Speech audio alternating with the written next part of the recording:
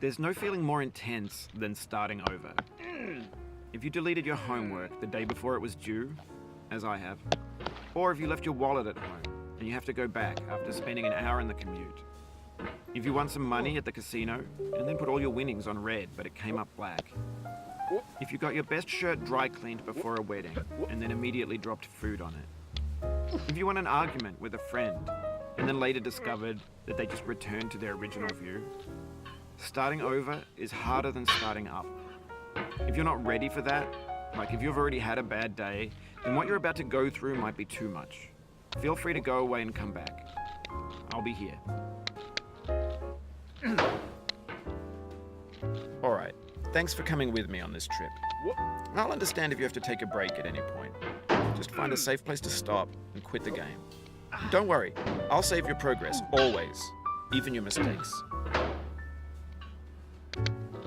This game is a homage to a free game that came out in 2002, titled Sexy Hiking. The author of that game was Jazuo, a mysterious Czech designer who was known at the time as the father of B games. And B games are rough assemblages of found objects. Designers slap them together very quickly and freely, and they're often too rough and unfriendly to gain much of a following. They're built more for the joy of building them than as polished products. In a certain way, Sexy Hiking is the perfect embodiment of a B game. It's built almost entirely out of found and recycled parts, and it's one of the most unusual and unfriendly games of its time. In it, your task is simply to drag yourself up a mountain with a hammer. And that act of climbing, in the digital world or in real life, has certain essential properties that give the game its flavor. No amount of forward progress is guaranteed. Some cliffs are too sheer or too slippery, and the player is constantly, unremittingly in danger of falling and losing everything. Anyway, when you start Sexy Hiking, you're standing next to this dead tree that blocks the way to the entire rest of the game. It might take you an hour to get over that tree, and a lot of people never got past it. You prod and you poke at it, exploring the limits of your reach and your strength, trying to find a way up and over.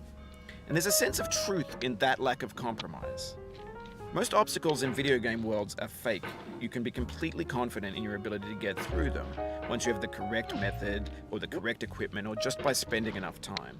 In that sense, every pixelated obstacle in Sexy Hiking is real.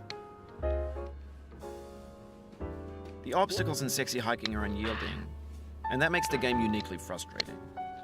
But I'm not sure Jazuo intended to make a frustrating game. The frustration is just essential to the act of climbing, and it's authentic to the process of building a game about climbing. A funny thing happened to me as I was building this mountain. I'd have an idea for a new obstacle, and I'd build it, test it, and it would usually turn out to be unreasonably hard. But I couldn't bring myself to make it easier.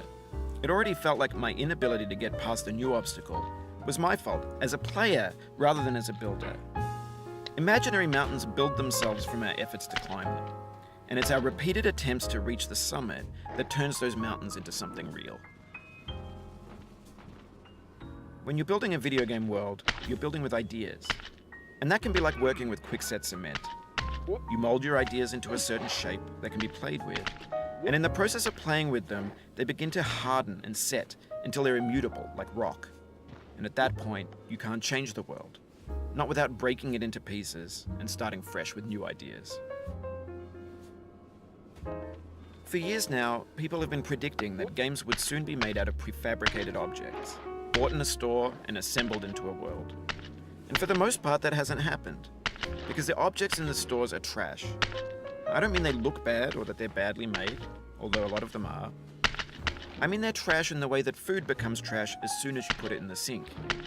Things are made to be consumed and used in a certain context, and once the moment is gone, they transform into garbage. In the context of technology, those moments pass by in seconds. Over time, we've poured more and more refuse into this vast digital landfill that we call the internet. It now vastly outnumbers and outweighs the things that are fresh and untainted and unused.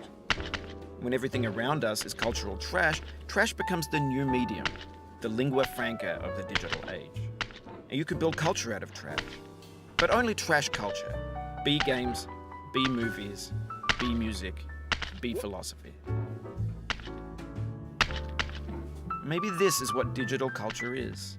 A monstrous mountain of trash, the ash heap of creativity's fountain. A landfill with everything we ever thought of in it. Grand, infinite, and unsorted. There's 3D models of breakfast, Gen X's fanfic novels, scan magazines, green screen Shia LaBeouf, banned snuff scenes on LiveLeak. Facebook's got lifelike bots with unbranded adverts and candid shots of Kanye and Taylor Swift mashups, car crash epic failed GIFs, Russian dashcam vids, discussions of McRibs, discarded, forgotten, unrecycled, muddled, rotten, untitled. Everything's fresh for about 6 seconds, until some newer thing beckons and we hit refresh.